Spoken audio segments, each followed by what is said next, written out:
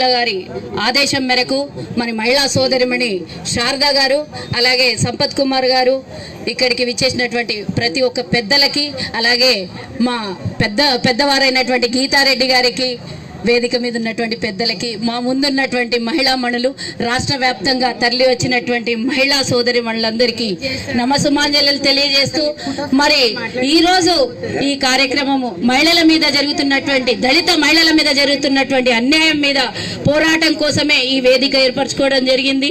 గతంలో ఇక్కడి నుంచే తెలంగాణ కావాలని కొట్లాడుకున్నాం. మరోసారి తెలంగాణలో జరుగుతున్న అన్యాయం మీద ఈ ఇందిరా పార్క్ దగ్గర మరోసారి మన హక్కుల కోసం కొట్లాడుకోవడం అని అంటే సిగ్గుచేటుగా ఉంది.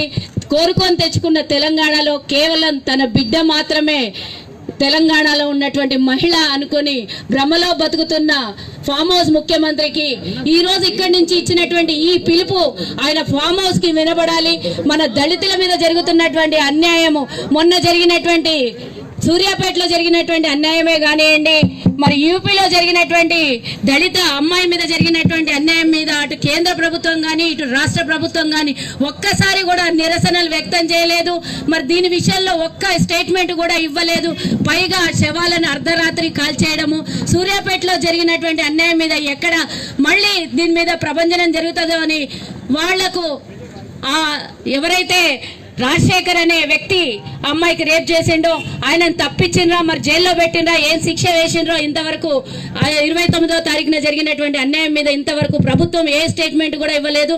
ఇలా చూస్తూ ఊరుకుంటూ ఉంటే మరి రాష్ట్రం మీద మహిళలు ఈరోజు పొత్తిళ్లలో ఉన్నటువంటి ఆడపిల్లల నుంచి 60 ఏళ్ల మహిళలకు జరుగుతున్నటువంటి అన్యాయం మీద రాష్ట్ర ప్రభుత్వం మాట్లాడట్లేదు. దీనికోసం మరి మహిళా సోదరులందరం మనము గత 6 నెలలుగా మహిళా కమిషన్ కావాలని కొట్లాడుతూనే ఉన్నాము, అరెస్టులు అవుతూనే ఉన్నాము. ఇలాంటి సంఘటనలు జరిగినప్పుడే ఇలాంటి వేదికలు పెట్టుకోవడం కాదు, ప్రతిరోజు మన జరిగిన అన్యాయం మీద పోరాటం జరగాలి. మహిళా కమిషన్ ఇస్తాడంటే నాకైతే నమ్మకం లేదు. ఇచ్చినా కూడా ఇప్పుడు ఇందాక భవానీ చెప్పినట్టు 6 మంది సభ్యులు ఉంటారు అని అంటే 6 మంది సభ్యులు తన సభ్యులే ఉంటారు. ఎక్కడ అన్యాయం జరిగినా వాళ్ళు ప్రతిఘటించి ముందుకొస్తారని నాకైతే నమ్మకం లేదు. ఆ రోజు నుంచి ఈ రోజు వరకు కాంగ్రెస్ పార్టీయే దళితుల మీద అయినా సరే మహిళల మీద అయినా సరే జరిగిన అన్యాయం మీద ప్రతిఘటించి మాట్లాడుతుందంటే కేవలం కాంగ్రెస్ పార్టీ. ప్రతిపక్షంగా ఉన్నందుకే మాట్లాడాలన్నా, అధికారంలో ఉన్నందుకు మీరు శిక్షలు వెయ్యరా, జరిగినటువంటి విధ్వంసకాండను మీరు ఎక్కడికక్కడ ఆపరా అనేదే ఈ రోజు ఈ సభ ద్వారా తెలియజేస్తున్నా.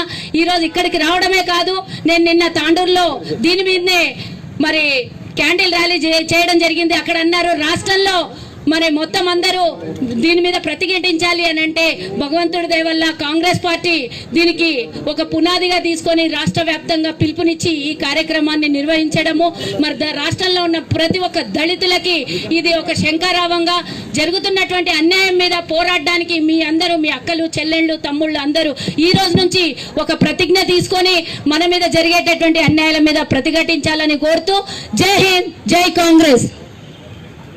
రాష్ట్ర కాంగ్రెస్ కమిటీ అధ్యక్షులు మనందరికీ, మహిళలకు, దళితులందరికీ అండగా నిలబడతారని మా అందరినీ ముందుకు నడిపిస్తున్న రాష్ట్ర కాంగ్రెస్ కమిటీ అధ్యక్షులు గౌరవ పార్లమెంట్ సభ్యులు ఉత్తమ్ కుమార్ రెడ్డి గారు.